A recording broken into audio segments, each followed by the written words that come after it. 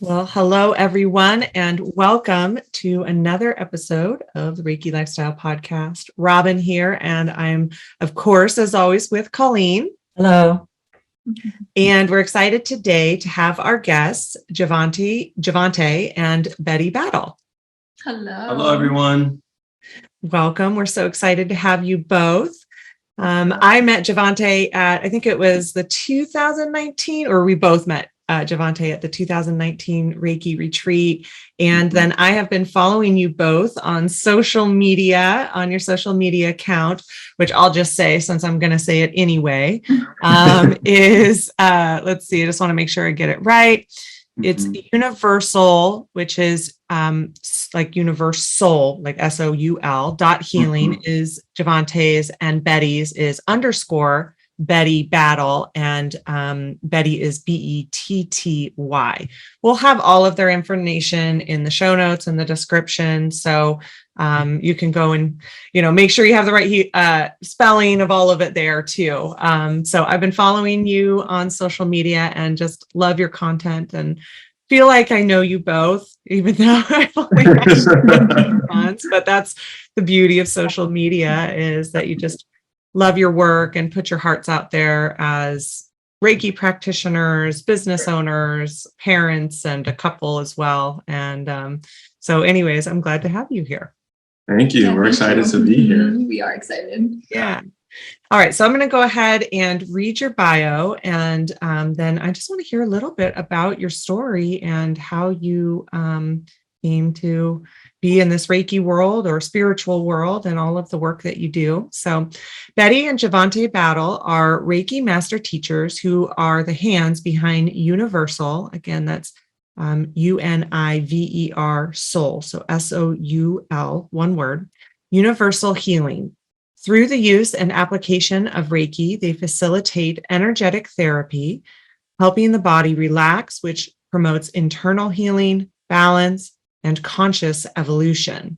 Whether a person is battling a physical ailment or injury, emotional or mental stress, or experiencing a spiritual blockage, their work helps to discover the root cause and reveal what steps are needed to make progress and move beyond the issue.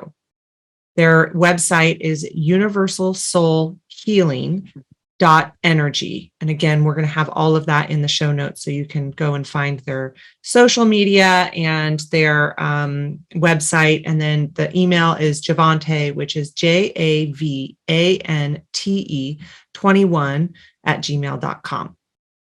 So I loved your bio because I feel like it is a very good encapsulation of what being a Reiki master teacher practitioner is. All of the things that it helps, even adding in that idea of conscious evolution, I think it's very well said and very well worded. So, Thank you. And like a great, I don't want to say an elevator pitch because that makes it sound like you're selling something, but it is yeah, that underlying idea of what Reiki does for us all. Yeah. And that came about because we've had experiences with people who've never heard of Reiki, which I'm sure you guys have had that same experience. And it's very easy for us practitioners who are in this space to get geeked up and like, okay, let me tell you about Reiki. But most people, they're not at that conscious capacity to fully understand what this is. So we've tried to find different ways of touching the important parts without speaking too much and giving them too much information. Because I've had conversations where it was just overload for people. You can see the blank stare in their faces. Oh, that's too much. Yep. I have no idea the words that are coming out of your mouth right now. Yep. Oh, yeah, you're definitely checked out. Yeah. I can see it in your eyes. I like the phrase on your website. If you are here, then likely you are someone in search of something, but unclear on what that something might be. And, that's so well said, because that's so much of it. What is that inside telling me, calling me? Yep. What? What is it? Yeah, that's a great statement. Thank you. Thank you. Well, so how did you both come to Reiki? Like, tell us your story and where it kind of all started, or even just your spiritual path. Doesn't have to just be Reiki, because I know you're both experienced and trained in many modalities as well. So yeah, tell us about that. So we both come from religious background. I grew up in the Baptist denomination. Betty grew up as a Jehovah's Witness. And so we met in high school. So our story started in high school. So we're high school sweethearts. She was a sophomore. I was a junior. By her junior year, she was pregnant. So we were teenage parents. We had our first son right before our 18th birthday, right after I graduated high school. So our path really started early in terms of our growth. And just to kind of catch you up to speed, after we had our son, about maybe 2-3 years later, she decided to go back to the religion of Jehovah's Witness. And at the time, we weren't together, and I came to my senses, and I was like, okay, I want my family. Like, I know I have someone very special, and I'm willing to do whatever it takes to make it right. I was a kid, right? Teenage boys, they got to go through it. But we finally got back together. And she said that she wanted to really make herself of service within the faith. And so we started to go to the meetings and go into Bible study. And every Saturday morning, we would go out and try to knock on the door with the Bible in hand, sharing the message. And we did that for about 3 years. And I got to the point within myself where it felt like my consciousness was like hitting a ceiling. That's the best way I can describe it. I felt, Colleen, you kind of mentioned it just a second ago, of this inner knowing of like, hey, there's more. And where we were, I wasn't feeling satisfied. And so I remember one meeting, we were sitting in the Kingdom Hall, and there was a brother giving his discourse. And I just kind of sat up and I looked around the room and I was like, yeah, this is not all that there is. And at that moment, within me, I decided to start to search elsewhere for answers. And I'm not too sure how I came to it, but I found myself in a group chat on the app called Telegram.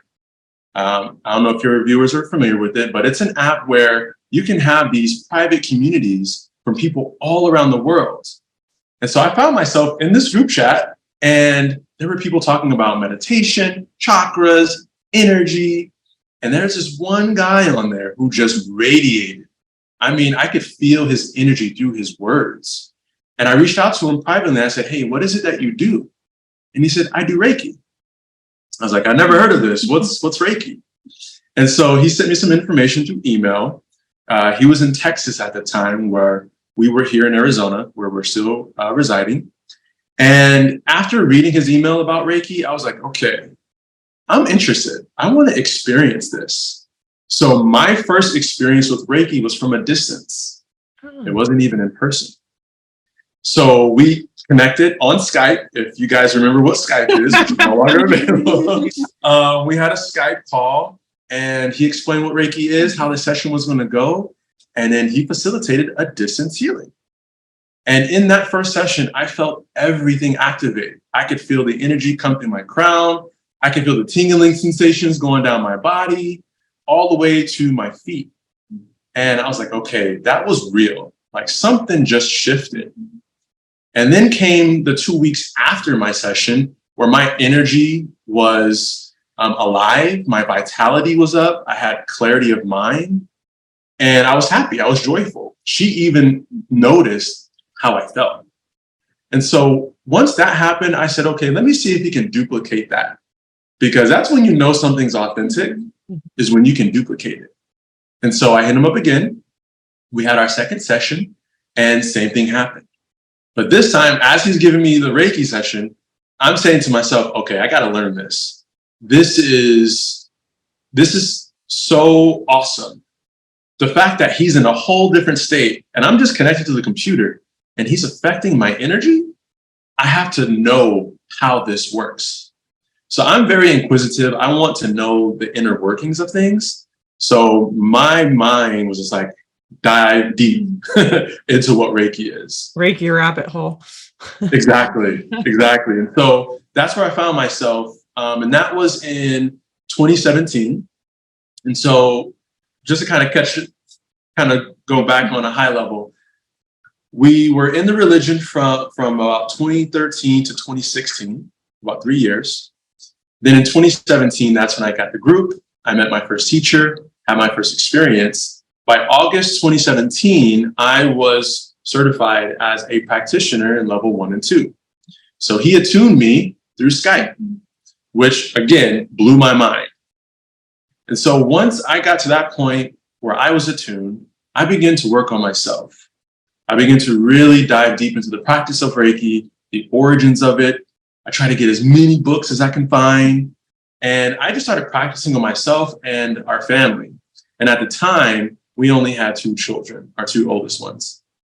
And at that time, Betty was still going to the meetings. And I kind of want her to kind of share her story at that point because her perspective is different from mine. So if you want to kind of share where you were at that time when I started practicing. Yeah. So being in the religion at that time, like that was my whole background. That's all I knew.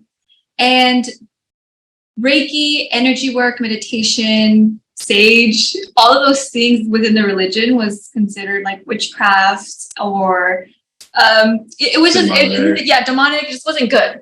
And so when he left, I gave him the space to do what he needed. There was no interference of that. Like I just respected where he was at and respected his wishes.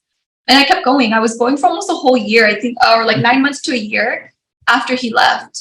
But as I was going, I can see the difference, like the vitality, the changes that he was talking about. I can see them so clearly, just his overall energy, the love that he was exuding. He was literally like bursting out of the scene. And as I was going to the meeting, I was just being very observant of our friends and the people that we really had built a relationship with the 3 years previous. And I can see how standoffish they were. And they just completely separated from our family. And just there was like tension. Like I could feel that energy. And so I slowly started paying attention to what Javante was doing and trying to learn and listen and experience with as open-hearted as possible. Because at that time, I could have just been completely closed off and been a no. And so I was like, no, like, let me experience this. So I went in with an open heart, experienced my first Reiki session by him. Same thing, can feel the energy moving within my body. And at that moment, I didn't know what to think about it. Like energy wasn't a thing that was taught. And so, but now I'm feeling it in my body. Like I'm actually having this experience. And so just little by little, I started learning under him and slowly taking my lead within the church and just really paying attention. I had just completely stopped. I think by late 2017, I had already stopped going. Yeah. And just really paying attention and learning Reiki through there. Yeah. So that's kind of like my little bit of that portion. And I didn't learn Reiki until 2018. So even it took me a whole year even after that to really dive into it. This was really just being observant at that time. Yeah, but before she started learning Reiki and was just going through that transition period, because that's really what it was. Mm-hmm. It was a transition of almost leaving the life that we created in terms of foundation, because as witnesses, that was our roots. Mm-hmm. We centered everything around our worship and service and going to the congregation, going to Bible study, going out every Saturday. Mm-hmm. And so it was almost like a death process of letting go of that old life. I really felt like it was like that tower moment for us. And for me personally, because I have a lot of family within the religion. And so even then it was like family and friends just completely just stopped talking to us. Yeah. And so for me, that was really like an identity shift for me, because that was my family and that That's your connection tribe. that I had in my tribe. And so I think that was a really big tower moment for us. And for me, personally, was just like peeling back the layers. So I had so many layers, so many seeds that were planted from when I was a little girl. So I really had to peel back those layers and let go of like those limiting beliefs. I had a lot of limiting beliefs that was carrying into like something new that we were learning. Yeah. And in 2017, I got attuned for my first teacher in August. And immediately after that, I could still feel that something was missing. So I actually said a prayer. I said a prayer to the universe, and I asked for a teacher to be in person with me. Because even early on in my journey with energy, I understood that some things can't be felt or taught through technology, right? So seeing my teacher through Skype, there were certain things I wasn't going to be able to get. And I also understood that if I had a teacher side by side with me, I was going to be able to extract more value, and it was going to help me in my practice. So I said that prayer, and then I let it go. Didn't even think about it until a couple months later. We were shopping at one of our local malls here in Tempe, Arizona, near ASU. And we were pregnant with our third child at the time. So she was shopping. I was pushing my daughter in a stroller. And then there was this gentleman who came in the same aisle as me. And he had his energy locked on me. I didn't know who he was. I didn't pay any mind. But he walks up to me and he just looks at me. He goes, "What's up?" And I'm like, "What's up?" And then we just started talking like we were best friends for years. And to this day, we're still best friends. I see him every week. And long story short, we start connecting. And at the end of the conversation, he goes, "Let's exchange numbers and let's get some tea sometime." Typically, when you meet someone new who you have a great connection with, typically you say, "Let's get a drink. Let's go get a beer." Let's go get a beer or something. But he said tea. And that struck me. I was like, okay, something's up with this guy. Who are you? So I take his number down. And about a week later, he reaches out and he says, "Hey, I'm going to put together a private class for all of 2018 where I'm going to be showing Qigong techniques and possibly teach Reiki. Are you interested?" And I was like, huh, look at that. Thank you, universe. And I was like, absolutely. And so all of 2018, I would go to his house every Wednesday and we would practice Qigong and Tai Chi for 2 hours. And then towards the fall of 2018, that's when he attuned us to Reiki. But it was only after the summer because he started to see what was coming in the future. He got a hint of COVID. Mm-hmm. And when COVID hit and I took a step back and I saw it for what it was, I went back to him and I said, "Hey, back in 2018 when we were training, when you switched up our training protocol and you said that something's coming and you need to give us certain practices, was it this?" And he was like, "Yes." So that was a really great moment for me because it also showed that when we cultivate ourselves at such a deep way, we're going to be tuning into spirit in ways that we can never imagine. And so that whole year, he showed me things that you can't find in textbooks. You could only learn from closed doors teaching styles, right? In the Far East, ancient practices, you had to know someone to really learn the art, the inner workings of it. And that's kind of what we went through in 2018. So it only helped and improved my Reiki practice. And so through that transition of getting a second teacher, learning Qigong and Tai Chi, I was also improving my skills in being able to hold space for others. So periodically I would have sessions, maybe once or twice a month. Then it started to increasing to about 5 times a month. And then that's when Betty in 2018, she actually got attuned through a different teacher because I started to reach out and connect with other practitioners in the area. So my third teacher, which I'm going to get to in a second, she was teaching master students who needed practicing on existing practitioners. So she would call me up and say, "Hey, Javante, I have master students who need to practice. Are you available?" So I would go in as a level 2 practitioner and I would just continuously receive attunements. I would be reattuned. And that really helped to deepen my connection to Reiki.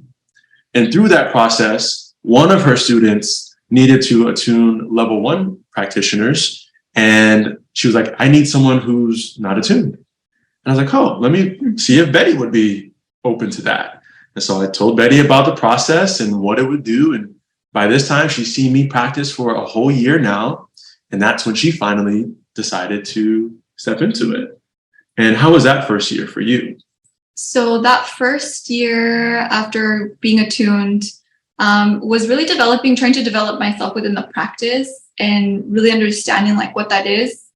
Because before that, there was I didn't meditate before, and I didn't have like a spiritual practice. So it was very new to me to sit down and meditate or sit down. It was a very slow process for me. Like I would have to force myself to do it because there was times where I didn't grow up that way. And so really developing that practice within doing that with Reiki. And even then I fell off. Like I think I went like 6 months without actually doing Reiki. Mm-hmm. And this was in 2019, fast forward to 2019, where at this point we had 4 kids. Yep. And I was babysitting a little girl. I had just left my corporate job that I was working at for 6 years. And I was a stay-at-home mom for the first time in since being a mom. And it was very hard. My body, my nervous system didn't know how to take this. I was breaking out. I was more frustrated and more on edge because of all the kids I had at home. And there was one moment where something just clicked. It's like, why are you not using Reiki? Why are you not using this tool that's supposed to be helping your nervous system and helping your overall energy? And so then I started practicing again. And I sat down and I remember going to Javante and telling him it's not working. I don't feel it. And he just kept telling me, just keep practicing, sit down and practice. So I was like, okay, having to drop the ego and okay, let me sit down and practice. Yep. And yeah, as soon as I sat down and started practicing, I think I went a good 2 weeks where I was sitting down every day and practicing it even for 5 minutes out of the day. But then I just started feeling that flow coming back and then just started building upon that flow then. And I believe that 2019 was when I got my Reiki 2 attunement. Yep. Javante was actually the one that attuned me to Reiki 2. Yeah. And it was a really slow process for me from 2018 to 2020 to really just open myself up. I felt like I was in this little cocoon and I really needed to practice and be within my cocoon. So then I can just open up my wings. And by 2020 is when I finally stepped into it. I was like, okay, I've been practicing long enough. I've been pouring into myself, been doing it here at home. And so I took that step into getting clients. So I had my first client in, I think, it was June, July, August, between there of 2020. Yeah. I had my first client. Yeah, because in 2019, actually now we're speaking about it, it just clicked for me. It was 2 years almost to the date from my first attunement to when I received my master training. So in August of 2019, that's when I received my master training. And then shortly after, I attuned Betty up to level 2. And then she practiced for that full year. And then coming into 2022, I attuned her to master level. And then by September of 2020, we were, smack dab in the pandemic. That year, I had got laid off from my corporate job. That was the 3rd layoff in 4 years, all from company resizing, business transactions and business decisions. Nothing on performance, nothing on attendance. I was showing up, doing my job. But that 3rd time, which was in April of 2020, because of COVID, I was working in sales. Something clearly, I had a download. It was just you need to make room for your gifts. Yeah. It was clear. And that's when I decided, I was like, okay, we're going to do this because I have a passion for it. I've been doing it out of, the love, but there's a need for it also, especially now that the world is going to be turning into looking at their health. Reiki can improve their health. So let us step forward and really help our community in this way. And so that summer, I found myself in a metaphysical shop here in Gilbert, Arizona, which allowed me to get some experience with talking to people about spirituality energy in a more day-to-day process. So it helped me to like drop the ego and the doubts and the fears of being judged based off my beliefs and what I do. I was happy to share what we do and who we are. So once that happened, we decided to step forward and teach our first Reiki class in 2020. And we've been rocking and rolling ever since. That is a crazy story. Betty, you had said, oh, I was really slow. Like, that is a crazy couple of years. That's not slow. Like, from leaving your faith, which is a foundational or was a foundational part, still is, just in a different way. Like you said, your tower moment, I'm assuming referring to the Tower Tarot card. And 2 more kids, stay-at-home parents, and then, like you said, Javante, all of these changes in your, career and things like that. Like, what astrological transits were happening for you two during that? Honestly, I think it was our Saturn return, because our Saturn return starts at 27, and it's like 27 to 33, I think. Yeah. And I think that was it, because it was a major rebirth. Yep. Yeah. That's really astonishing and really fascinating and beautiful and huge life transitions. Yes, yes. And now that we're sitting down and we're reflecting on it in this way, I don't think we've ever really looked at it that way, because it's just been like, hey, we got to go through it. Like, next, what's next? And we try to slow down and take inventory, right? And pause so that we could reset the nervous system. But in this way, really taking that microscopic view, we've never done that before. So thank you for painting that picture for us, because we've been through a lot. That's just listening to your heart's calling, like you said, just not even necessarily know where it's going, but just taking that next step and listening. And it's like we talk about mouse view and eagle view and do journeys around that. And you were in the mouse view and you're just like, oh yeah, look at that eagle view of what you both accomplished and went through and did. That's really just extraordinary. And I think one thing that has helped us, and definitely helped me, is I had a spiritual mother. She's transitioned, but she told me one day, because I was stressing, she goes, Javante, the universe takes care of the birds and the bees and the insects, right? The plants and the trees grow. Yeah, they die and wither, but then they come back. But what about you, a conscious, living, breathing being who can choose? What do you think the universe is going to do for you if you show up to be your best? Don't you think the universe is going to support you too? And I was like, okay, you got a point. So the tough times that we've experienced when our backs were against the wall, I kept that in mind. That, it's rough right now, but we're still showing up the best that we can, doing what we can within our control. Everything else, we just need to let go and detach and trust that the universe is going to show up like it always does. And that's been, kind of our motto. Well, thank you, Mom.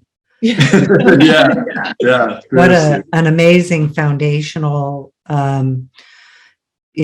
teaching for a child and a belief to implant, teach.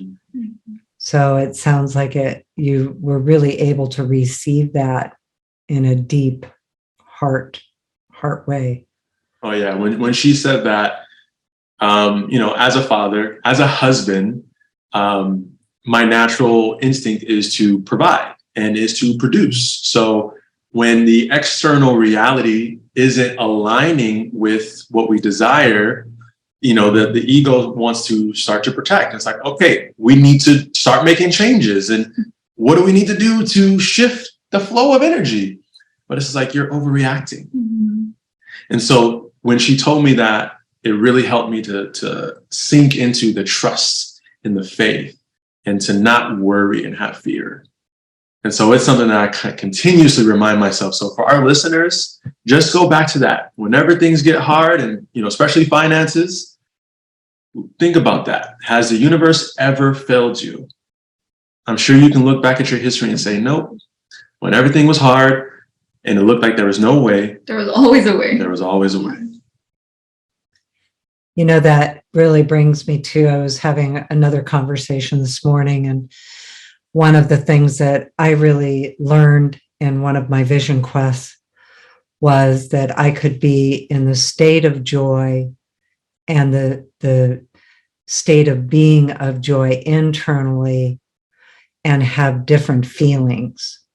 So they didn't, they weren't always aligned. And that's what I'm hearing with what you said, is both of you somehow were, because I hear your story and I think there had to be a lot of emotion with the situations and all of it.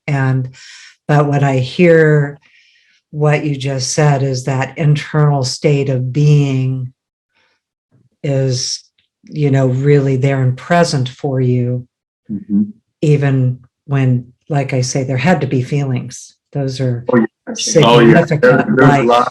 There was a lot of stress, and I want to say this too. It's even as practitioners and understanding energy and how energy moves and it flows, we still battle with how do we express, right? And even though I know this feeling and this emotion is right, it's coming up for a reason, but there's a specific way that I need to express it so I don't hurt or harm, but I also honor myself.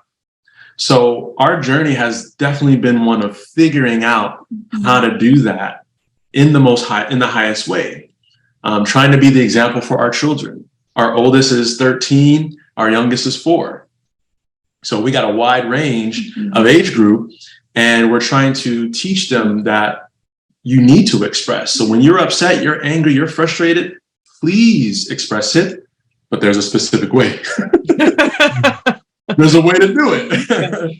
And so with us going through our transition, especially in 2019, when we had our youngest and she started staying home, we actually didn't know how to express. So we were holding in a lot of frustration. Newborn baby, we got, a house full of kids. So the time for each other wasn't taken out. So 2019 was probably the year where we didn't spend as much time together with each other. And that did lead to, behaviors and emotions that caused us to come back to the center of like, okay, we have to figure this out. What's going on? What do we need? And that opened up the conversation, so now we're at the point where we know how to express to each other what our needs are. It's not something that, you just get into a relationship and understand. You got to learn it over time. And our journey definitely, brought things up for us.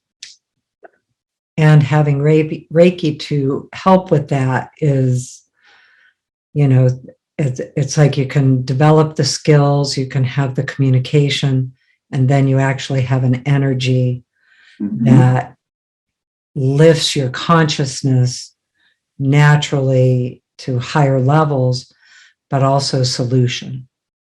Yes. So it sounds like that's what you guys really did. Yeah. And so now I feel we're really getting into like the sweet spot of our practice, where we're consistently waking up before the kids so that we can practice together. When the kids do get up, we're sitting down with them and we have a meditation circle. And there's a flow. And, now with, fast forwarding, the last 3 years, working full-time as practitioners and teaching full-time, it's really enriched our lives beyond imagination. We've built a community here. It wasn't just us, but we've really helped to connect people. We've impacted people's lives who would have never found Reiki had we not shared what we do and who we are. And I think that's really a big testament to us, because we had no support system. We didn't have a tribe around us to say, this is great for you guys. We support you. Please go out and share. In fact, there was a drawback. There's still family members that don't talk to us because of what we do. And we still showed up to live our life the way that we see fit, with no regrets. And because of that, we've been able to connect to so many beautiful people in our community and have so many amazing experiences. Built that community builders. And serving, like you said, Betty, and kind of what you were called to is that serving part of it for yourself, for your family, and then also community and helping people. Yes, because also too, I have this view of Reiki as it's an empowerment. Yeah. We are truly empowering ourselves to remember who we are at our core, our essence, which is we're spiritual beings having a human experience. Yeah. And when I realized that, I begin to operate from that source of, oh wait, I'm not this physical shell, I'm the essence within it. And my first nature is to connect to energy around me. So thoughts, feelings, emotions, that's what moves reality. And when I became aware of that and really understood it, I'm like, everybody needs to know this, because the fact that people have so many problems in their lives is because they don't recognize that. Yeah. They put the power outside of themselves externally. And it's like, no, the power is here. So the practice of Reiki helps to reaffirm that in so many words. Just gods in human suit. God in a human suit. Yep, literally. Yep. Well, and that's so much of what Usui Sensei was teaching also, and community building, because the very first decision he made after receiving Reiki was to spread it in the world. And there is, and everybody gets to do that their own way, but I'll tell you, it can be so compelling to just like be able to share it with those who are called to it or called to something, called to something, but it, and you think about him and the nature of how he developed his practice was also community building with the Gakkai. So you guys are in Mesa, Arizona? Is that outside of Phoenix? It's nearby Phoenix. We're about 30 minutes. 20, yeah. I'd say about 15. If you get on the freeway, it's about 15. Depends how far you're going into Phoenix. Yeah. Oh, okay. Yeah, That's we're just. So what kind of events and things like that are you holding? Like you said, you're doing that community building, you're teaching, but I know since I follow you both on Instagram, I know you're doing events and circles and tell us a little bit about that. Yeah, we've had a lot of our community is so abundant, and we have so many different connections within our friend groups. And so we collaborate with a lot of people within our community. So one of my favorite things to do is collaborate with one of my friends who's an herbalist and a womb steamer, a yoni steamer.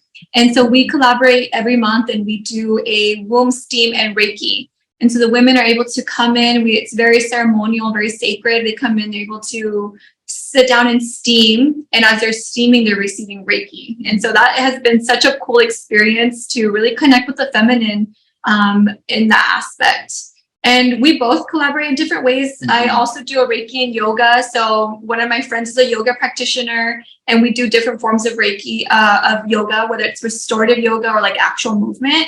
And as they're doing their yoga, then I'm going through and giving everybody Reiki. And so it's just been really nice connecting with those different individuals. I'm trying to think of anything else that we've collaborated with. I know you do a collaboration for yourself. So the idea, so this is how we see it. We go, Reiki is so unique and dynamic. As you all know, we can apply it to anything. So we started to think about it. We're like, in what different ways can we introduce Reiki? And that opened us up to Reiki and yoga, womb steaming and yoga. Womb steaming and Reiki. I do an event with two other practitioners. One is a licensed acupuncturist. Another one is a sound vibrational therapist. And we do acupuncture, Reiki, and sound healing, where we have guests lay in a lazy chair. Jen, she does the sound healing, different drums, bowls, gongs, chimes, flutes. So she's a master at that. Ben, he goes and puts in specific acupuncture points. And then he's also Reiki certified. So once he's done with the acupuncture needles, me and him both go around to each of the guests and we work in their aura and we do some basic hand positions, just generalizing the movement. But overall, we're combining all three of these modalities into one. That's one event. We also do Zindu Reiki together, where that is a guided meditation with Reiki. And the name Zindu Reiki comes from the name Zindu, which means meditation hall in Japanese. And so I try my best to really stay close in origins to the culture, right? In the Japanese culture, but also finding ways to modernize this practice. And so I always try to incorporate something from the ancient ways in modern times, because I feel we have a duty, I feel, as facilitators in this space to keep the ancient ways alive, right? Because that set the foundation for what we have today. And not to kind of go off topic, but I've just seen in modern times, or recent times rather, that there's a trend. There's a spirituality trend where individuals are coming into this space really not paying their dues, if you will, in terms of training and spending time and gaining experience and also honoring those who came before us, and they're changing things up. I've had people come to me and ask questions about Reiki, which is not Reiki. It's totally left field. And I'm like, okay, you have to use discernment. So I feel, it's our duty to keep the ancient ways alive. But we do that, through our events. And so our main goal is to really just connect, create a space for people in the community to find ways to reach holistic healing. We also do events in such of just promotion. So Betty, which I love, I always shout her out with this, but she single-handedly will create an event for women. And so she supports small business owners who are women, and there'll be 20 business owners in one space, and they'll set up like this little mini pop-up shop, and it's live from the moment that it starts until it ends, and it's all promoting women. And it's not just about Reiki, which she'll have a little table where she does aura cleansing and mini sessions, but there's people who are clothing brands, cooks, fashion designers, people who make candles, tarot readers, psychic readers. It's just amazing to see all of these different businesses come together for one common goal. So that's kind of in a nutshell of what we try to do in our Mesa community here. That's fantastic. And you're also practitioners, right? So you have sessions and teachers. Yes. You teach Reiki classes as well, just to make sure that our listeners know that. We do it full time. And people ask us, like, how do you do this with 4 kids and you're connecting to so many other people's energies? Like, my clients will ask me all the time, especially the newer clients, they'll say, how do you keep yourself up? And I'll say, like, what is it that you do? And I tell them, I practice. It's not, this path is not for the faint heart. So if you're not someone who loves stillness, who loves connecting to themselves and, being alone and disconnected from the external world, then this might not be for you, because it takes a lot to keep yourself up. If you're holding space like we do, we have a minimum of 5 sessions per week each. Sometimes I might even have 10 sessions in a week on top of events on the weekends. Sometimes we might have classes. It's a lot. And so we do take time to give ourselves Reiki. We meditate, and we also have Qigong exercises that we do, because we have to physically move the body. And that's something that we've really come into understanding more recently, that it's not just Reiki that we need to use. We also need to incorporate all these other modalities to keep the body in a really good state. Well, interestingly enough, again, going back to Yusui, those were his practices as well. And so many of those traditions, and having been raised Shinto and Buddhist, and then raised with a samurai ancestry, that he had all of all of those teachings combined that you're speaking of too. Yep. Yep.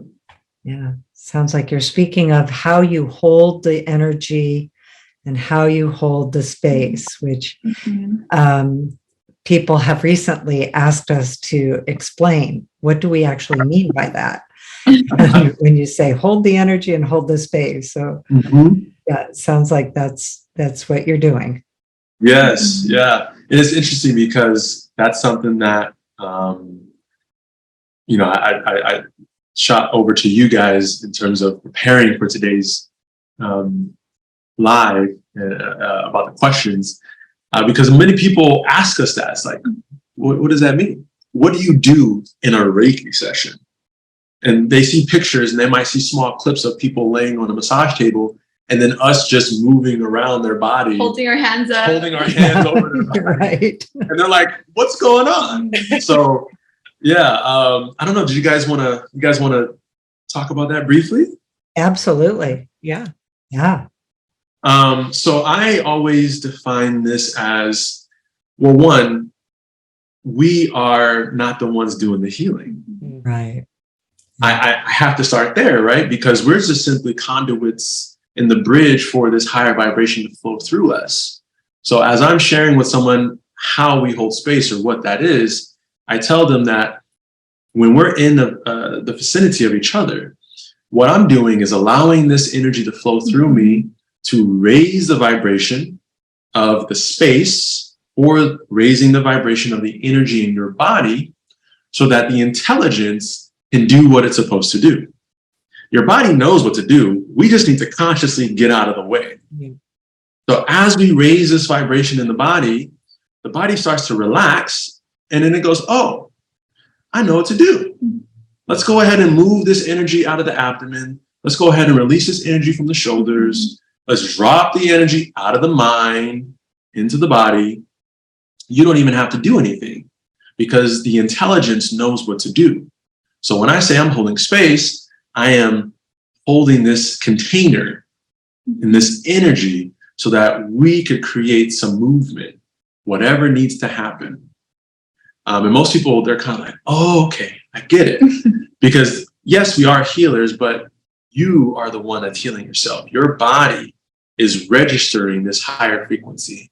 And again, that's going back to the empowerment, right? Yes, you can come to me for help and get this assistance, but I'm just kind of hooking you up to the universal energy. And so I recently started using the analogy of jumping a car battery. So what we do is literally, we're just hooking you up to the universal energy, just like you would hook up a car battery to the jumper cables to a running battery. It connects, it starts running that energy. The alternator starts to turn over, it charges it up, and then you're on your way and you're good. Same thing with great analogy. Yeah. When you did this, I thought you were going to say an IV, like, you know how you can do like the infusion therapies now, like a vitamin C or something like that. When you do Like that's the same, it's the same thing. Well, right? And you guys will recognize my age here. My first imagery was a telephone operator plugging into the switchboard. It's a little bit different. But that was the vision, because I also understand that sometimes people need that picture painted for them. Yeah. Right. So that analogy, it came in as I was having a conversation with someone, and I was like, oh, it's just like hooking up a car battery. Yeah. I'm just hooking your body up to the universal energy and it's doing its thing. Right. And we're just getting out of the way consciously. Yeah, and that really goes in hand, because I've had the question where people ask me, my clients ask me, like, don't you feel drained after a Reiki session? And this just goes hand in hand. It's like with Reiki, it's like it's not coming from us. We're simply just that bridge, opening up the way to channel that. And so it's not coming from us. Mm-hmm. And so then, no, I don't feel drained after a Reiki session. I actually feel energized. Mm-hmm. Yeah, it's so true. That is one of the unique things about it in this, is that you're not only receiving as you give, because that is a part of it, right? But that it doesn't come from us. It is coming from this universal life force energy, and it's just flowing through us. And I agree that, you know, having that visual can be helpful because kind of, as you said before, Betty, it's those self-limiting beliefs that we need to kind of help us get out of the way. If as a client, I mean, the self-limiting beliefs that we need to get out of the way also to understand that. So our body, like you said, it's intelligent and it knows what to do and entrains to that energy. And, you know, we say it all the time that it's like, it's not so much bringing the energy through us and to us, it's actually getting us to the energy, getting out of our own way and getting us to the energy. Like we have to, it's already here. I was going to say, it's present. It's present. How do we turn the minds us. off? Yeah. We turn the minds off and get us there. Yeah. And another way that I explain the analogy, or not analogy, but explain Reiki to a lot of first timers who hear it, I give them the example of, you know, the universal energy or spiritual energy. How can we define that? And I first say our language is very limited in terms of how to define this. But the best way I can for you is if we go outside right now and we stand in the sun, we're going to feel the warmth coming from the sun rays. Or if it's a windy day and we're feeling the breeze from the wind, we can't, that's not physical. We can't put it in container. It's not tangible, right? But yet it exists. We can feel it. We can't see it, but we feel it and we know it exists. There's an experience that we're having. That is the universal life force energy that's all around us. It's existing right now. And so I'll wave my hand in front of their face and I'll say, this space right here that you're saying is just air. This is spiritual energy. And it's just waiting for us to open up, like you said, Robyn, open up our energetic space and our vibration to attune to it, just like a radio frequency, for us to connect and experience that higher frequency. And sometimes it is helpful too to have that outside perspective. I know as practitioners, as teachers, we do receive as we give. And then at the same time, we need our maintenance too. And it is helpful to have a session from somebody else, an outside person, because even though we receive as much as we do, we still have things that we have to go deeper and get out of our own way too. And so there is also that helpful component of coming from that healing, being initiated from an outside source, because it's just, you know, I don't mean see things that we can't see, because although that's true too, you know, it's just that outside perspective. I know we can also see it within ourselves, but that outside perspective can just be helpful in healing, even if you're super experienced person, a professional practitioner or teacher. Yeah. Well, so how you use it in your daily lives? You said you use it as parents. You know, how does that all work? How are you incorporating it in? Because I think that's the other part of a Reiki practice. As you said, we have our professional aspects of it, or just our personal practices might be a better way to say that. But also, how are you incorporating it in your home, in your kids' lives? I heard you say that you do a meditation circle. That's amazing. That has been probably one of our favorite ways lately to start our morning, is sitting down in the meditation circle with our kids. But our kids, even like at bedtime, they'll ask for Reiki. Our 4-year-old, he's been asking for Reiki for the last 2 years. Like, he just knows what it is. And every single night, it does not fail. He's like, Mom, can you give me some Reiki? And even if it's 5 minutes, it'll just knock him out. But even just to help with emotionally, our having toddlers is a whole thing. You know, it comes a lot of emotions having toddlers. And it's they go from 0 to 100 so quickly. Or there's these the tantrums, outbursts. And so using Reiki, I think using Seheki has been one of our favorites and our go-tos to really just help water things down, because of the intense emotions that kids come with. It's not just the toddlers. Sometimes our older ones too, have coming with the attitude. So really just incorporate it in that way with our kids of giving them Reiki, and they understand it, they feel it, whenever they're not feeling good, it's like, hey, can you give me some Reiki? Yep. And even like our 4-year-old, he's unattuned, but if I'm not feeling good, he'd be like, Mom, I'm just gonna give you some Reiki. So like they understand that it helps us feel good. Yeah.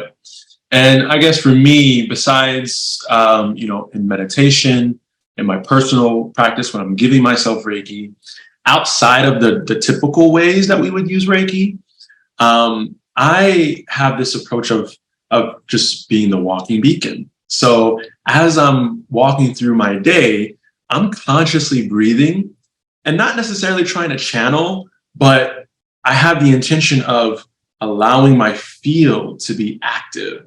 So as I come in contact with somebody, I want to subtly and on a subconscious way begin to help their fields, whatever they may be experiencing. So when I go to like the grocery store, this happens all the time. I get people who just stare at me. I will just be minding my business. I'm getting some apples or some grapes, and I look up across the produce aisle, and somebody is just locking eyes with me. And I know what it is intuitively. I know as soon as I lock eyes, and I'll smile back and I'll say something like, hey, how you doing? Sometimes they'll give me a greeting back, but most times they'll just turn away. And I'm like, okay, you felt my energy. That's why you locked on to me. Got it. Well, I hope you have a great day. Mm-hmm. So I try to, through my energy, I try to radiate the energy of Reiki so that it can impact just life in general. And so that's just my normal way of doing it. But as I'm driving, if I know I'm going to a place and I'm going to be there for a while, I may send Reiki through distance, through time, so that when I get there, it can activate and just create protection around me, or just shift the energy in the space. Another way that I've been really using it recently is with grounding. This year alone has been very intense energetically, with all the astrological movements, the sun going through the changes that it is, the Earth's core. We're feeling it through the emotions in our bodies. And so it's forced me to meditate more and ground more. So I've been using Choku Rei a lot on my feet and just visualizing that Reiki is just flushing everything down through my root, and I'm just connecting to the core of the earth. So a lot of grounding lately is how I've been using Reiki. Well, and sometimes as Reiki people or spiritual people that try to, and I know, we got to start wrapping up, but as we try to raise our own consciousness and be, like you said, in this place where we are just love, sometimes we wonder if it does make a difference, right? Sometimes we're like, okay, just by me being my light, my more authentic self, maybe even radiating these frequencies, these vibrations, does it make a difference? And I love your story because it does, because you see, just by being you in your practice, it radiated out, Betty, to you. And now with you being in your practice and all these women that you're supporting and your children that you're supporting, and, especially in that time frame when you were going through so much and being there as a stay-at-home mom, which is so hard. And, in both of you, as you watch that ripple effect, and now to your children and how that will ripple out. And it just shows like it does matter. It does make a difference. And, we are the ripple effect that does affect the planet, That is something that I feel that every practitioner will go through. So for the future practitioners who just start their path, and you hear this, you will come to a point where you will ask yourself, do I make a difference? What I'm doing, is it going to make a difference? And you showing up to be authentically you is enough, because there is no one else on the planet like you who could bring the gift of Reiki, the gift of love and the expression of it the way that you can. So understand that you are unique as you are, and how you show up will make a difference. And you may not see it. It may not come with the drum roll, fireworks, with presents. It might be silent, You might never hear it, but your ability to show up and be you is enough. We get very, like, even just with ourselves, a very powerful testimonial is the generational healing that we're doing. Just us doing what we're doing, it's starting to ripple out to our moms and to our sisters. My younger sister and my mom, they were in the religion. They're not in the religion anymore. And for a while, you know, I've been doing Reiki since 2018. And just within the last year, my younger sister who had depression, had anxiety, she surrendered and she's like, okay, let me try this Reiki. In November of last year, 2022, she started coming to me every single week. And I gifted that to her. Said, just come. If you can commit to coming to me every week, I was like, you're going to see a difference. And seeing her where she is at now, it just gives me chills because she's not the same. And she tells me, she's like, I don't show up the way that I used to. She stopped drinking as much as she, like, before it was like she used to drink to drown out the pain. And now it's like she goes and she does like months of not drinking. She'll give herself like sobriety months, and she's still young. So every once in a while she'll still do that. But she's really, really just showing up in a very different way. Her anxiety and her depression has really just gotten down to like, it's almost non-existent. Every once in a while she'll show through, but it's not an everyday thing where she was really suffering through it. And same thing with my mom. My mom is getting to that point where she'll like ask questions, and now she's opening herself up. She has sage and Palo Santo at home, and before that wasn't even a thing. So we see it. And then even in Javante's mom, like his mom goes and gets Reiki sessions now with somebody else, one of our close friends. And so we see how that testimonial, where in the beginning, we were just doing our thing and just showing up and questioning, well, who is it helping besides us? But now we really, really see the ripple effect of how it's helping our family. And every once in a while, we'll get those text messages in from students or from clients where they're like, I never said this to you, but Reiki has really changed my life. And just those words are so meaningful. And it's that it keeps us going. It just keeps us going because we are showing up and we are making a difference. We express gratitude for all the experiences that we had up until this point. But what really drives me is the individuals who don't even know Reiki exists. That is what motivates me to continue to show up in this space the way that we are, and to try to continue to innovate and find new ways of connecting and helping express Reiki in such a simple but effective way, because there's still people who don't know what Reiki is. And that right there should motivate all of us to say, okay, we got a lot of work to do still. And so that's how I see it. And it's been such a great journey so far. Well, you talked about the ancients, and we are the ancients of the descendants. And so we are the ones right now that I believe there are those of us that are meant to connect to the car battery. And that connection is the big battery, and that we actually do physically manifest these higher frequencies by our engagement with them. It's setting an intention individually and collectively. And to me, you talked about grounding.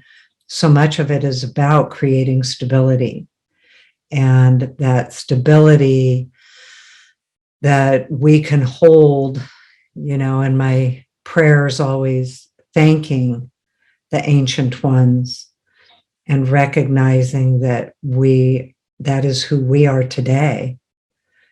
And here at this time in the Earth's history, our own soul's history, and, the humanity itself too. And there are those of us that are called to this particular purpose, to empower these frequencies so they are available, they are physical, they exist. And we know they exist, but creating that band of empowered energy that people who don't know about Reiki can still reach into it because now it exists. And so It's setting an intention and co-creation. Yeah. How we want this earth to be right now. And with so much going on in the world, it's like, this coming together. And I think we've felt it. I think we all have seen it, where since 2020, there's just been this pull back to the nucleus of who we are. A lot of us had to come back and take inventory of our home, our relationships, looking at our career, if that's really what we want to do. And from that, it's like we went back to the center, and now we're operating from the center, from internally to externally. And many people are seeing that we need tribe, we need community. There is a holistic way to create life in a system. I truly feel that we are entering a time in Earth's history and human history that is unprecedented, because the entire system is getting an overhaul. Yep. Speaking of the tower. Speaking of Pluto moving into Aquarius. Right. It's in a Capricorn currently, but in general. Yes. Yeah. So, yeah. Well, I think your story really represents what we talk a lot about, this shift in the age from the outer authority to the inner authority. And you guys are like just the embodiment of that choice to listen to your own inner authority and help other people find theirs, because that's so much of it is what is their way, what is that connection for them, and how that happens internally. But you're really a very embodied example of that movement, which had to be an extraordinarily difficult choice to leave that faith and go to your inner authority and follow that through listening to your guidance. Yeah. Thank you. Wow. Really, really amazing journey. Appreciate that. Yeah. Thank you. You did a good job. Yeah. I'm in awe, because that's a lot. And which, by the way, both Robyn and I are also, we were high school sweethearts with our spouses too. Yeah, both. Yeah, so she was high school with my dad, and I'm high school sweethearts with my husband too. Yeah. Wow. 48 years this year. 48. 48. Wow, that's huge. Yeah, I know. It's so hard to really, Well, It goes by so fast. It goes by fast because we are approaching 10 years of marriage, 14 years total, but it doesn't feel that way. Yeah.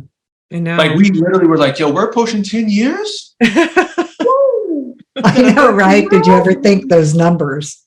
Right. I'm 20. We're 20 years. Yeah. It's like, it's crazy. It's crazy. Yeah, it goes by so fast. But also too, even during the tough times of the transition, when it felt hard and challenging, we moved through it because we're like, no, we got this. Like it was the support of each other. I will say this on a personal note.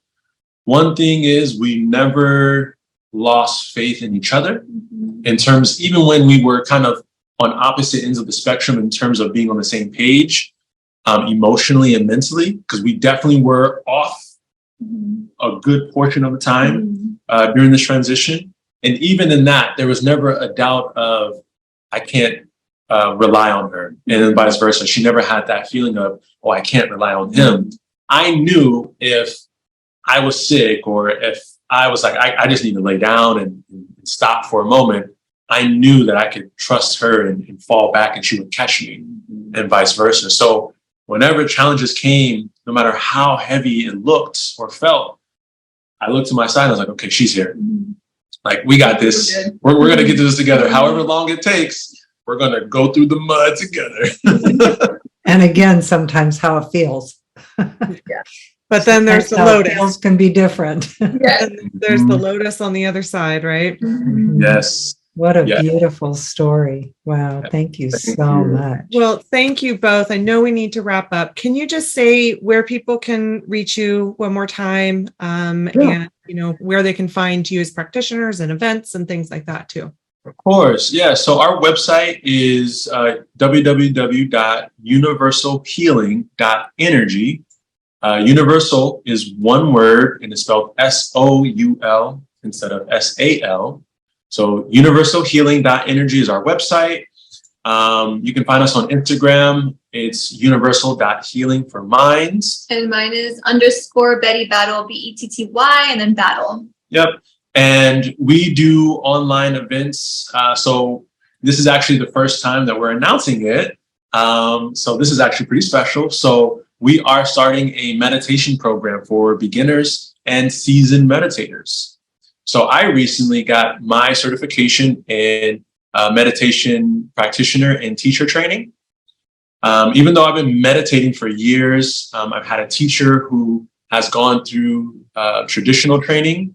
I felt that I wanted some structure and I wanted to be able to show people that, I have some credentials. But we are creating a meditation program that is going to be monthly.